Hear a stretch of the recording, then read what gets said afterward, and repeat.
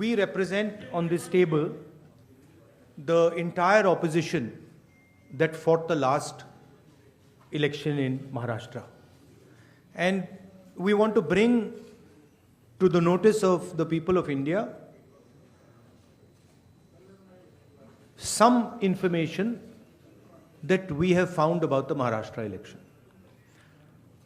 We've studied in detail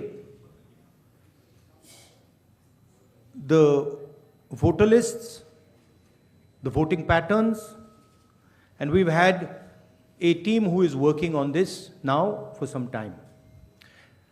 And there are many, many irregularities that we have found. I want to place on the table a few things that I think it is important for the country, especially the young people who defend democracy, believe in democracy, to see and understand. So I'd like to start, well, that's Ambedkar ji, who helped build the constitution of our country, and he says the electoral roll is a most fundamental thing in a democracy. It was of the utmost importance that elections should be freed from any kind of interference. The election machinery should be outside the control of the executive government. Now, this is really the question here. I'd like to give a little bit of a background. Election commissioners were chosen by a committee which included the Chief Justice, Leader of Opposition, Prime Minister. That was changed. It was changed by the government, by the Prime Minister. The Chief Justice was removed from that committee, and a BJP person was added to that committee. That's the first step. Second step, immediately before the Lok Sabha elections, Election Commissioner was removed. 2 new election commissioners were put in place. But this press conference is specifically about Maharashtra, and I'd like to give you some details about what we have found about the Maharashtra elections. And these are, of course, some questions to the Election Commission. Question number 1. In 5 years, between Vidhan Sabha 2019 and Lok Sabha 2024, 32 lakh voters were added on the electoral rolls of Maharashtra. However, in a period of 5 months between Lok Sabha 2024, which these parties won, and Vidhan Sabha 2024, 39 lakh new voters were added in Maharashtra. Now the question is, why are more voters being added in 5 months after the Lok Sabha election than are being added in 5 years prior? Who are these 39 lakh people? To give an idea of what happened here, that is the equivalent of an Indian state. The state of Himachal Pradesh has an equivalent number of voters. That the population, voting population of Himachal Pradesh was added to the voting list of Maharashtra after Lok Sabha elections. Second point, very interesting point. Why were there more registered voters in Maharashtra than the entire voting population of Maharashtra? According to the government, the population of Maharashtra is 9.54 crores. According to the Election Commission, there are more voters in Maharashtra than there are people in Maharashtra. Now, this is an obvious anomaly, right? Somehow, voters have suddenly been created in Maharashtra. The government itself is saying our population is 9.54 crores, and the Election Commission has more voters than people in Maharashtra. It's the second question. And the third question, which is an example of many, many places, one of many, many places which we have found. The thing to understand is the number of voters who voted for these three parties has not reduced between Lok Sabha and Vidhan Sabha. We have got the same amount of votes. And here is an example. So the Congress vote in Lok Sabha 2024 is 1.36 lakh votes. In Vidhan Sabha, we get 1.34 lakhs, very close. 35,000 new voters are added. And BJP in Lok Sabha gets 1.9 lakh votes. And then in Vidhan Sabha, they get 1.75 lakh votes. And most of those voters that provided the BJP with their victory come from those 35,000 new voters who have been added. And this is not the case in only one constituency. It is the case in multiple constituencies. It is the case in Shiv Sena constituencies, Congress constituencies, NCP constituencies. Now, these are fundamental questions. And we have been saying to the Election Commission that we are finding anomalies. We need the voter list, names, addresses of the voters of Maharashtra. We need, yes, with photographs. We need the voter list of the Lok Sabha election. We need the voter list of the Vidhan Sabha election. Because we want to understand exactly who these new additional voters are. There is another factor in this, which we have also found, which we want to understand. There are many voters that have been deleted. Voters who are in one booth who have been transferred to another booth. Most of these voters come from Dalit communities, tribal communities, minority communities. Right? So we want to understand this. And we have made repeated requests to the Election Commission. They have not answered us. The leader of the opposition has said this in Parliament House. The Election Commission has not responded. Now, the only reason they would not respond is that there is something wrong with what they have done. I am not making any accusations. I am presenting data here clearly. And I am asking the Election Commission again. The three major opposition parties of Maharashtra are asking you for the voter list of Lok Sabha and the voter list of Vidhan Sabha elections. It is your duty to provide transparency in the election. It is not our responsibility to provide transparency in the election. So it is important that now, after repeated requests from the entire opposition here, that the Election Commission hands over the voter list so we can take our investigation to its logical conclusion. I'd like to just say this in Hindi as well. Parliament house में मैंने अपने भाषण में कहा कि महाराष्ट्र के चुनाव में हमारी एनालिसिस के बाद वोटर लिस्ट पे कोई सवाल उठे हैं. मैं आज हिंदुस्तान के युवाओं को यह डेटा दिखाना चाहता हूं. सबसे पहला सवाल,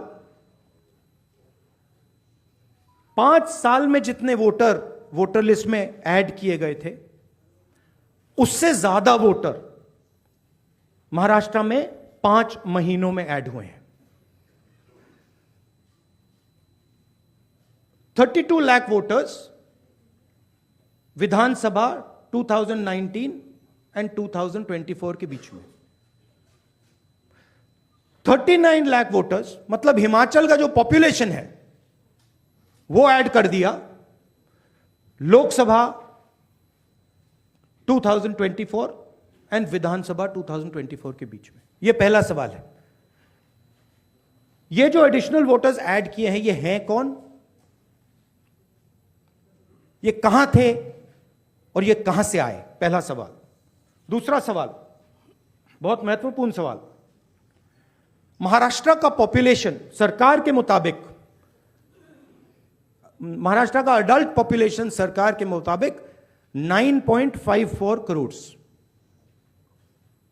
महाराष्ट्र का adult population 9.54 crore. Election commission के मुताबिक महाराष्ट्र में 9.7 करोड़ वोटर्स हैं। इसका मतलब इलेक्शन कमीशन कह रहा है, देश की जनता को कह रहा है, देश के युवाओं को कह रहा है कि महाराष्ट्र में एडल्ट पॉपुलेशन से ज्यादा वोटर्स हैं। यह कैसे हो सकता है? तीसरा सवाल, यह एक उदाहरण है, कामठी विधानसभा। यहां पे कांग्रेस पार्टी को लोकसभा में 1.36 लाख वोट मिला है। विधानसभा में तकरीबन उतना ही वोट हमें मिला, 1.34 लाख। यह चुनाव हम जीते, लोकसभा वाला। लोकसभा के चुनाव में बीजेपी को 1.19 लाख वोट मिलता है। इस कंस्टिट्यूएंसी में 35,000 नए वोटर्स ऐड होते हैं और वो 35,000 के 35,000 वोटर सीधे बीजेपी के खाते में जाते हैं और बीजेपी चुनाव जीतती है। यह एक उदाहरण है, ऐसे महाराष्ट्र में अनेक उदाहरण हैं। हमारी कंस्टिट्यूएंसीज में, एनसीपी की कंस्टिट्यूएंसीज में, शिवसेना की कंस्टिट्यूएंसीज में हमारा वोट महाराष्ट्र में कम नहीं हुआ है, बीजेपी का वोट ज्यादा हुआ है। ये वोटर्स कहां ऐड हुए हैं? जहां पे बीजेपी की स्ट्राइक रेट 90+% है। हिस्ट्री में 90% स्ट्राइक रेट नहीं रही है। तो यह मैं देश की जनता को कहना चाहता था। अब हमने इलेक्शन कमीशन को एक बार नहीं, दो बार नहीं, 3, 4, 5 बार बोला है कि देखिए हम आरोप नहीं लगा रहे हैं, लगाना चाहिए मगर हम लगा नहीं रहे। हम आपसे सिर्फ महाराष्ट्र की वोटर लिस्ट मांग रहे हैं, लोकसभा की final voter list, name, address, photograph. Vidhan Sabha की final voter list, name, address, photograph. आप ये लिस्ट हमें नहीं दे रहे हो। ट्रांसपेरेंसी लाना आपका काम है। तीनों राजनीतिक पार्टियां, विपक्ष की पार्टियां महाराष्ट्र की पब्लिकली आपसे सवाल पूछ रही हैं। मैंने पार्लियामेंट में बोला, हमारे सब नेताओं ने बोला है, इलेक्शन कमीशन हमें लिस्ट नहीं दे रही।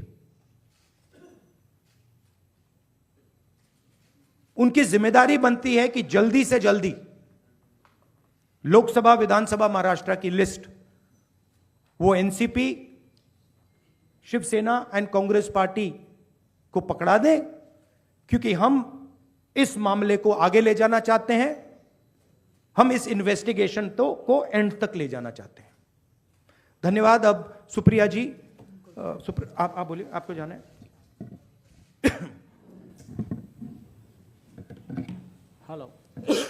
हेलो,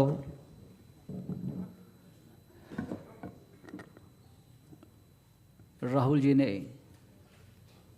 देश के सामने बहुत ही महत्वपूर्ण प्रश्न रखे हैं। अगर इस देश का चुनाव आयोग जिंदा है, उनका ज़मीर मरा नहीं है, तो जो प्रश्न राहुल जी ने चुनाव आयोग को पूछे हैं, उनका जवाब चुनाव आयोग ने देना चाहिए। लेकिन चुनाव आयोग उसके जवाब नहीं देगा, क्योंकि चुनाव आयोग भी जो सरकार बनी है वो सरकार की गुलामी कर रहे हैं। हमने बार बार महाराष्ट्र का चुनाव आयोग हो, दिल्ली का चुनाव आयोग हो, बार बार हमने वहाँ जाकर हमारा सर फोड़ दिया है, लेकिन वो मरा है। दूसरी बात, ये जो 39 लाख वोट कहाँ से आए और कहाँ जाएंगे? अब ये 39 लाख वोट बिहार में जाएंगे। अब वो फ्लोटिंग वोट्स है, वही नाम रहेंगे, वही आधार कार्ड रहेगा, सब कुछ यही है, वो वोटर्स घूमते रहते हैं। थोड़े दिल्ली में आए हैं, महाराष्ट्र पैटर्न वहाँ भी हमने देखा, कल हम दिन भर थे 2 दिन यहाँ। अब ये 39 लाख वोट जाएंगे बिहार में, फिर बिहार से जाएंगे यूपी में। ये एक नया पैटर्न यहाँ बन गया है और यही पैटर्न से ये लोग चुनाव लड़ते भी हैं और जीतते भी हैं। इसलिए आज जो सवाल हमने राहुल जी के नेतृत्व में खड़े किया है, देश के लिए बहुत गंभीर है। अगर इस देश में डेमोक्रेसी हमको जिंदा रखनी है, पार्लियामेंट, विधानसभाएं हमको सचमुच जिंदा रखनी है, तो ये सवाल का जवाब सिर्फ हम नहीं पूछेंगे, मीडिया ने पूछना चाहिए, लोगों में जागृति आनी चाहिए। हम तो लड़ने वाले लोग हैं, हम लड़ेंगे ही, लेकिन महाराष्ट्र की जो बात है, वो कैसे जीते और हम कैसे हारे, हमको हराया गया किस प्रकार से, ये मुद्दा राहुल जी ने देश के सामने लाया है। मैं बार बार चुनाव आयोग से अपील करूंगा कि आप उठिए, कफन निकालिए, आपके ऊपर जो कफन डाल दिया है सरकार ने, उठाकर आप ये सवालों का जवाब दीजिए। Thank you.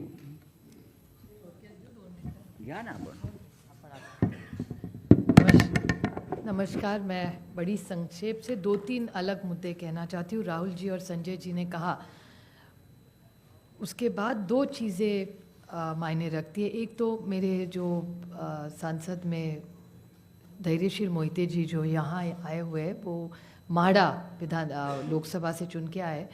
उनके ही सोलापुर ज़िले में उत्तम जानकर जी इस बार हमारे विधायक बन के आए। उत्तम जानकर जी सोलापुर डिस्ट्रिक्ट से चुन के आए। उनका कहना है कि उनको वोटिंग जो हुआ है, मरकटवाड़ी, आप सब ने बहुत उस पर टीवी पे भी कवरेज दिया था, उसमें उनका मानना है कि वो चुन के आए हैं, लेकिन उनको जो वोट पड़ने चाहिए वो नहीं मिले हैं, तो वो फिर से जीते हैं, फिर भी री इलेक्शन चाहते हैं और कह रहे हैं कि बैलेट पे लिया जाए। उन्होंने उनके गांव में, उन्हें पूरे निर्वाचन क्षेत्र में सब मान भी गए, लेकिन वहाँ पुलिस भेजी गई और पूरा प्रोसीजर रुकवाया गया। तो वो इतना, हमारी सब मांग है वहाँ की, उत्तम जानकर जी और धैर्यशील मोहिते जी उनके एरिया में, कि बैलेट पे फिर से वोटिंग लाया जाए, मशीनें बंद की जाए। कि बहुत सारी ऐसी चीज़ें हैं, जब राज ठाकरे जी भी बोले हैं कि उनका जो एक कैंडिडेट था उसको खुद का भी वोट नहीं मिला है, ऐसा हो चुका है। ये सब डेटा आपके सबके सामने है। और दूसरी बड़ी बात, मैं इलेक्शन कमीशन वैसे तो बड़ी महत्वपूर्ण जगह है, लेकिन मैं बड़ी विनम्रता से कहना चाहती हूँ, हम और सेना बहुत वहाँ लड़े हैं। जिस तरह से हमारी पार्टी तोड़ी गई, जिस तरह से हमारे विधायक, हमारे एमपी, सांसद तोड़ा गया, पार्टी तोड़ी गई, हमारी लड़ाई आज भी शिवसेना की और एनसीपी की आज भी सुप्रीम कोर्ट में चल रही है। लेकिन और एक छोटी चीज़ उन्होंने की कि हमें जो सिंबल दिया गया और दूसरा सिंबल तुतारी वाजवणारा माणूस और तुतारी मराठी में, वो एक ही शब्द तुतारी तुतारी उन्होंने किया। और इसी सरकार के एक बड़े मंत्री है आज सरकार में, उन्होंने कहा था, जो आप सब ने मराठी चैनल्स ने दिखाया था, कि सातारा की सीट एनसीपी हार गई क्योंकि ये ट्रम्पेट और तुतारी थी, नहीं तो बीजेपी का वो सांसद हार जाता। ये सिर्फ मैं नहीं कह रही हूँ, इस सरकार के एक बड़े नेता कह रहे, जो मराठी चैनलों ने दिखाया, आज सरकार में है महाराष्ट्र में। और हम सब ने जब विधानसभा में मांग की कि आप तुतारी हटा दीजिए, बड़ा कन्फ्यूजन हो रहा है, हमारी 11 सीटें ऐसी है, इस कन्फ्यूजन में हम हार गए। तो हमारी विनती थी कि आप ये तुतारी हटाइए, तो बोले तुतारी हम ये सिंबल नहीं, हमने डेटा दिखाया कि कन्फ्यूजन हो रहा है ये सिंबल के कन्फ्यूजन में, फिर उन्होंने ट्रम्पेट नाम बदल लिया, लेकिन तुतारी वो रखी वैसे, क्योंकि जब बाहर वो जाता था वो देख रहा था तुतारी वाजवणारा माणूस तुतारी, हम उस तरह, उसी कारण हम सातारा की सीट हारे। और ये भी सत्ता पक्ष मान रहा है, रिकॉर्ड पे उन्होंने कहा है। तो ये कैसे चलेगा? ये वोटर्स लिस्ट है, ये मल्टी फैक्टर अटैक है। ये सिंबल का इशू है, फिर पार्टियां तोड़ने का इशू है, ये वोटर्स लिस्ट का इशू है, और कभी कभी मशीन, लोग नाराज़ होते हैं जब हम मशीन के बारे में कहते हैं, लेकिन बहुत सारे ऐसे लोग हम सबको मिलने आते हैं। तो ये मल्टी प्रोंग अटैक हो रहा है। और अगर एक सशक्त लोकतंत्र रखना हो तो फेयर इलेक्शन तो होना ही है। हारने का कोई दुख नहीं है, जीते हारे जनता तय करती है।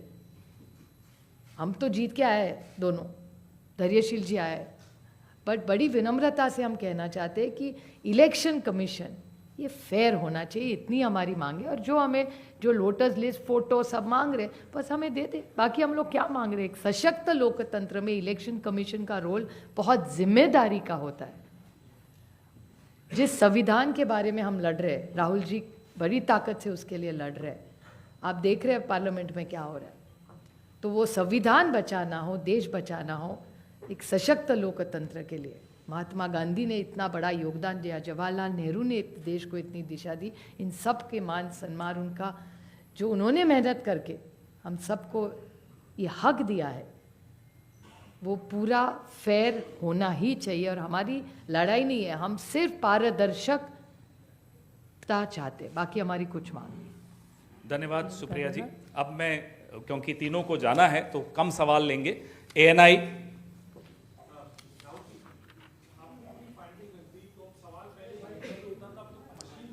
मशीनरी पे हो रहा है, अब तो सवाल पूरी मशीनरी पे हो रहा है। इसको आगे लेके कैसे जाएंगे, क्या रास्ता बचता है आप लोगों के पास?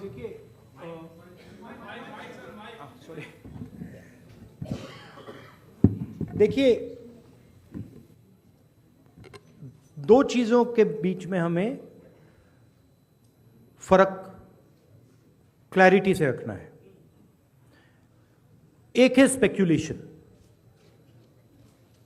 स्पेक्यूलेशन कोई कह सकता है कि भैया मशीन में कोई प्रॉब्लम है, कोई दूसरी बातें कह सकती हैं, और दूसरा है फैक्ट। मैंने यहां स्पेक्यूलेशन नहीं रखा है, मैंने यहां फैक्ट रखा है। फैक्ट नंबर 1, हिमाचल जितने वोटर्स ऐड हुए हैं, कंस्टिट्युएंसीज में जहां ऐड हुए हैं वहां हमारा वोट एक है, बीजेपी का वोट बड़ा है।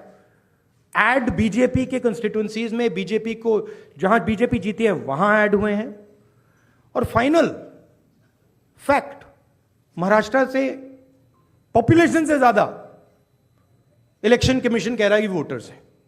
These are not speculations, these are facts, and this is not our data, this is Election Commission data, these are Election Commission numbers. अब हम कह रहे हैं कि अनोमली तो फैक्चुअल अनोमली है, और अगर आप चाहेंगे मैं आपको लिस्ट दे दूंगा और कंस्टिट्युएंसीज जहां ये हो रहा है, जहां क्लियरली वोट ऐड हुए, हमारे अलायंस की वही वोट है, एडिशनल वोट से बीजेपी जीत रही है। 90+ strike rate. What is the exact strike rate? 90% strike rate. Okay, these are facts. Now Election Commission is the final authority. We are asking them. You are not going to be able to explain to us how there are more voters in Maharashtra than the population of Maharashtra. You cannot explain it. So what you need to do is you need to give us now the voter lists so we can explain it. And I'm sure if they give us the voter list, we will have another press conference here where the answers to these questions will be available to you. And so that is why we are asking the Election Commission again and again. Our party has asked, their party has asked, multiple people have asked, informally we have asked, formally we have asked. Every time the Election Commission says to us, nothing happens. And my concern is the strategy is to delay and destroy. Right? So the answer is Election Commission needs to give us this data. We are the opposition. And they need to give us this data as soon as possible. Next step, frankly, what can it be? The next step is we go to the judicial system. Right? Also, we don't actually understand the main issue here. This is actually a small piece of the puzzle. The big piece of the puzzle is voter deletion. We don't know how many voters have been deleted where. We know how many have been added, but we don't know how many have been deleted. We suspect the number of deleted voters is bigger than the number of added voters. We suspect. So, sir PTI mike दीजिए अरे give the mike. So you are saying that despite raising this with the EC time and again they are not responding. So do you think that also another way would be to go to the people and start a people's movement, or also could you approach the president about this? I mean, I just mentioned, I think the next step of this is going to be go to the judiciary. But look, it's surprising to me that the Election Commission is not ready to give us the voter list. It should be surprising to you, right? There should be no reason for them not to give us the voter list. To me, the only reason possible for them not immediately giving us the voter lists of both these elections is that there's something wrong, and they know it, right? Sanjay Mishra ji. Rahul ji, आपने और संजय जी ने कहा कि voter list election commission दे नहीं रहा है, और जिस तरह का उनका रवैया है शायद आपको मिले भी नहीं। क्या आप लोगों के पास जो लोकसभा चुनाव के दौरान वोटर लिस्ट मिली थी पार्टियों को, और विधानसभा चुनाव के दौरान जो पार्टियों को लिस्ट मिली थी, उस लिस्ट के आधार पर कहीं कोई कंक्लूजन पर आप पहुंच सकते हैं? हमें सेंट्रलाइज्ड लिस्ट नहीं मिलती है, हमें बिल्कुल डिसेंट्रलाइज्ड लिस्ट मिलती है। तो हमें सेंट्रलाइज्ड एक लिस्ट चाहिए और हमें फाइनल लिस्ट चाहिए जिस लिस्ट पे वोटिंग हुई है लोकसभा और विधानसभा की। बड़ा सिंपल सा है, 15 सेकंड में भी ये इलेक्शन कमीशन हमें ये दे सकती है, बट नहीं दे रही है। मौसमी।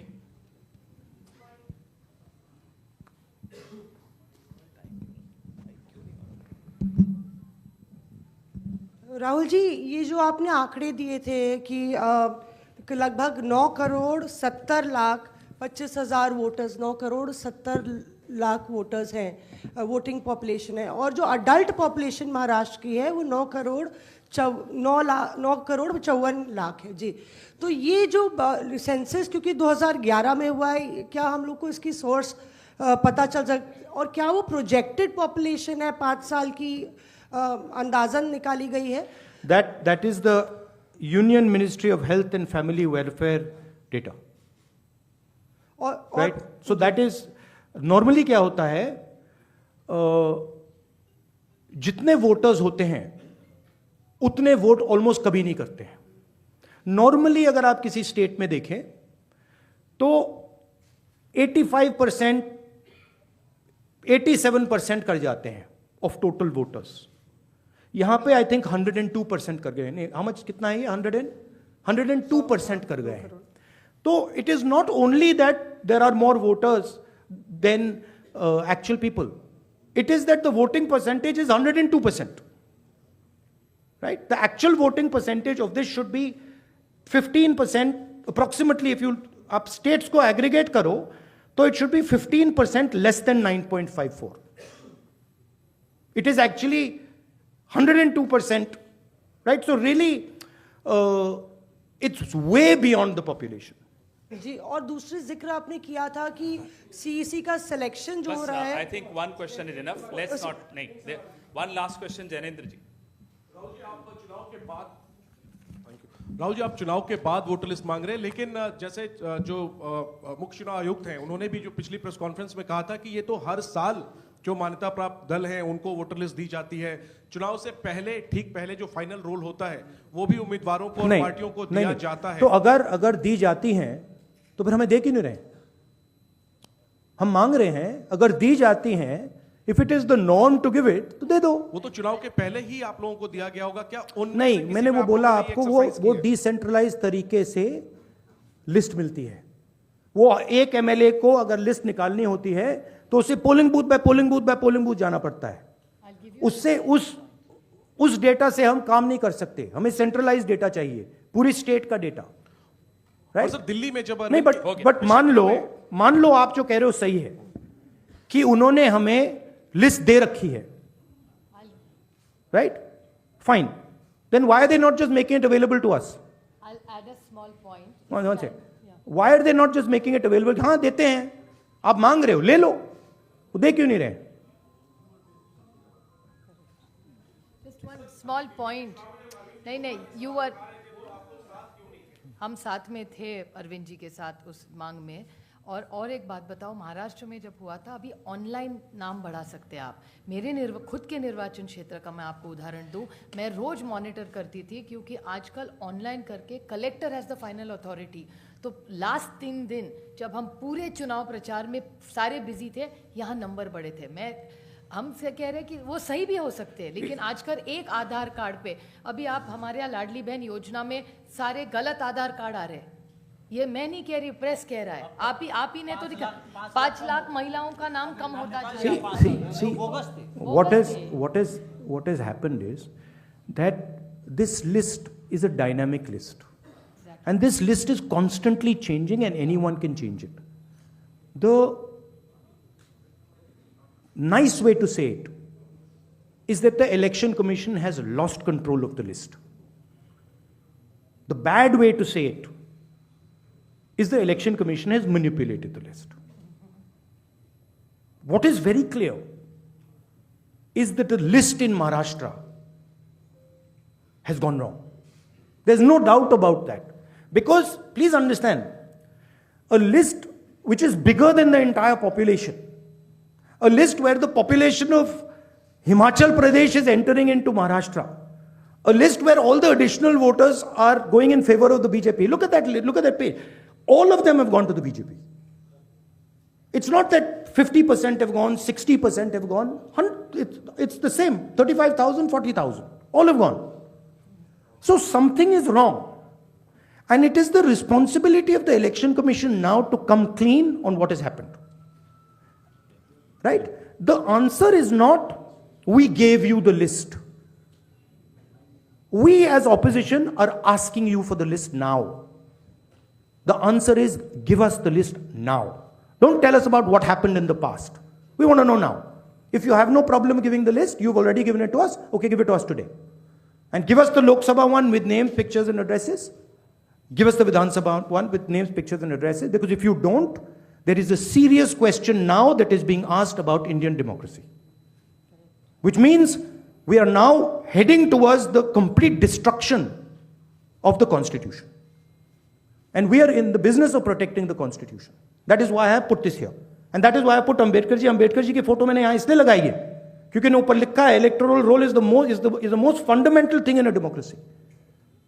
इलेक्शन कमीशन उसकी रक्षा नहीं कर रही है. हम मांग रहे हैं ये फंडामेंटल चीज जो अंबेडकर जी ने कहा है ये हमें दीजिए, वो करेंगे नहीं देंगे आपको.